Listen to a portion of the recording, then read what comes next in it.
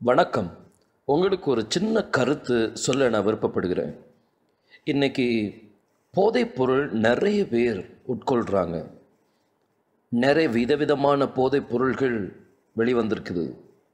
நீங்கள் எந்த போதைப் பொருளை நீங்கள் யூஸ் பண்ணுறீங்கன்னு எனக்கு தெரியாது. ஆனால் எல்லா போதைப் பொருளும் அதை போடும்போது ஒரு போதை கண்டிப்பாக வரும். அது கொஞ்ச நேரம்தான் அந்த போதை இருக்கும். பலவிதமான பிராண்டுகள் இருக்குது. நீங்கள் கடைகளுக்கு போயாச்சுன்னா பலவிதமான பிராண்டை நீங்கள் என்ன செய்ய முடியும், பார்க்க முடியும். அதில் உங்களுக்கு பிடித்தமானது நீங்கள் என்ன செய்கிறீங்க, எடுத்துக்கொள்கிறீங்க. எடுத்த பிறகு அதில் கையில் போட்டு அதை கசக்குறீங்க. அதை கசக்கி அதுக்கு பிறகு வாயில் வைக்கும்போது அந்த டேஸ்ட், அந்த கொஞ்ச நேரத்துக்காக அந்த டேஸ்ட் வாயில் இருக்கும். அந்த டேஸ்ட்டுக்காக இந்த காரியத்தை போட்ட உடனே அதை போட்ட உடனே ஒரு தலையில் ஒரு மாதிரி ஒரு ஒரு காரியங்கள் நடக்கும். ஸோ அதுக்காகவே இந்த போதையை போடுற பழக்கம் இருக்கலாம். இந்த போதையை சாப்பிடும்போது நல்லா இருக்கும்.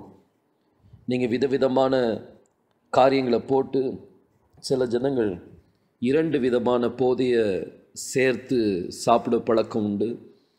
அவங்க கையில் பார்த்தீங்கன்னா எப்பவும் அந்த சுண்ணாம்பு, அந்த ஒரு மாதிரி ஒரு அந்த அந்த ரேகையே இல்லாத மாதிரி ஒரு காட்சி அளிக்கும். இந்த சாப்பிடும்போது அவங்களுக்கு ரொம்ப நல்லா இருக்கும். அவங்க ஏதோ தோரணையில் அதை சாப்பிடுவாங்க. எல்லாத்துக்கும் முன்பதாக ஏதோ ஒரு பெரிய காரியத்தை சாதித்த மாதிரி ஒரு சாப்பிடுவாங்க. ஆனால் ஒரு காரியம் அவங்க மறந்துடுறாங்க. ஆரம்பத்தில் கொஞ்சம் கொஞ்சமாக சாப்பிட ஆரம்பிக்கிறவங்க அதுக்கு பிறகு அந்த போதைக்கு அடிமை ஆயிடுறாங்க. போதைக்கு அடிமையாகி அதில் பலவிதமான பண புழக்கங்கள் எல்லாமே அதில் செலவழித்து விடுறாங்க. தன்னுடைய குடும்பத்தை நினைக்கக்கூட அவங்களுக்கு நேரம் இல்லாமல் ஆகிறது. சில ஜனங்கள் இந்த போதைக்கு ரொம்ப அடிமையாயிடுறாங்க. ஒருவேளை நீங்களும் அடிமையாக இருக்கிறீங்களா? உங்களுக்கு இந்த போதை விடணுங்கிற ஆசை இருக்கலாம். எத்தனையோ தடவை நீங்கள் முயற்சி பண்ணியிருக்கலாம், எப்படியாவது இந்த போதையை நான் விடணும் அப்படின்னு சொல்லி. ஆனால் ஒரு வேளை உங்களால் விட முடியாத சூழ்நிலை இருக்கலாம்.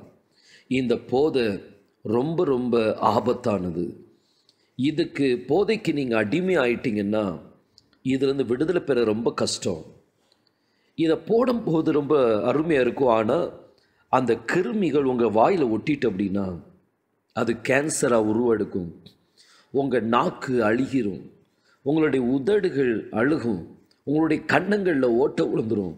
இப்படி பலவிதமான காரியங்கள் அதில் இருக்குது. நிறைய பேர் இந்த காரியத்துக்கு அடிமையிடுறாங்க. அதுக்கு பிறகு ஹாஸ்பிட்டல்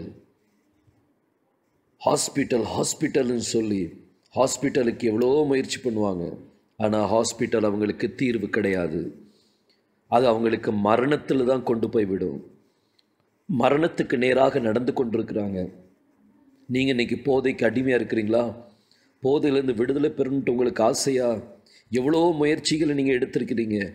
ஆனால் நீங்கள் அதில் எல்லாத்துலேயும் நீங்கள் தோல்வி அடைஞ்சிருக்கலாம். ஆனால் இன்றைக்கி நீங்கள் அதிலேருந்து விடுதலை பெறுறதுக்கு ஒரு சின்ன ஆலோசனை நான் சொல்ல விருப்பப்படுறேன். இயேசு கிறிஸ்துவை தவிர வேறு யாருமே உங்களுக்கு இந்த போதையிலேருந்து விடுதலை தர முடியாது.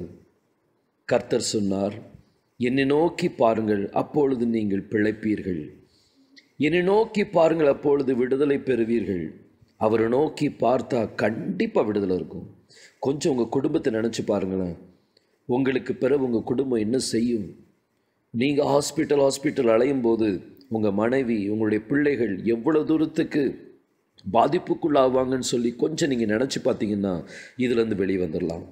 நீங்கள் வேறு ஒன்றும் செய்ய வேண்டாம். நீங்கள் எந்த இடத்துல இருக்கிறீங்களோ அந்த இடத்துல சபைகள் இருக்கலாம். அந்த சபைக்குள்ளே போதகர் இருப்பாங்க. அவங்ககிட்ட போய் இந்த காரியத்தை சொல்லி, எனக்கு இதுலேருந்து விடுதலை பெறணும், எனக்காக ஜெபிங்கன்னு சொல்லி சொல்லுங்கள். அவங்க உங்களுக்காக ஜெபிப்பாங்க. அவங்க உங்களுக்கு விடுதலை வாங்கி தருவாங்க. கர்த்தர்கிட்ட நோக்கி ஜெபிக்கும் பொழுது அவங்க அந்த போதகர் உங்களுக்காக ஜெபிக்கும் பொழுது உங்களுக்கு அற்புதமான விடுதலையை கர்த்தர் தருவார். நீங்கள் உங்கள் குடும்பத்தோடு சந்தோஷமாக இருக்கலாம். குடும்பத்தோடு நீங்கள் அந்த போதகர்கிட்ட பைபிள் வாங்கி படிங்க, நல்ல ஜெபிங்க. கர்த்தர் உங்களுக்கு விடுதலை தருவார். கர்த்தர் உங்களுக்கு விடுதலை தருவார். கர்த்தர் உங்களுக்கு விடுதலை தருவார், மறக்காதீங்க. அவர் மாத்திரம்தான் உங்களுக்கு விடுதலை தர முடியும். உங்கள் வில் பவர்னால் நீங்கள் ஒன்றும் செய்ய முடியாது. ஆனால் கர்த்தர் இயேசு கிறிஸ்து உங்களுக்கு விடுதலை தருவார். ஆமென்.